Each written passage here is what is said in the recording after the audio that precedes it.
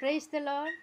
Luke chapter 10, verse 19 says, I have given you authority to trample on snakes and scorpions and to overcome all the power of the enemy. Nothing will harm you. Praise the Lord.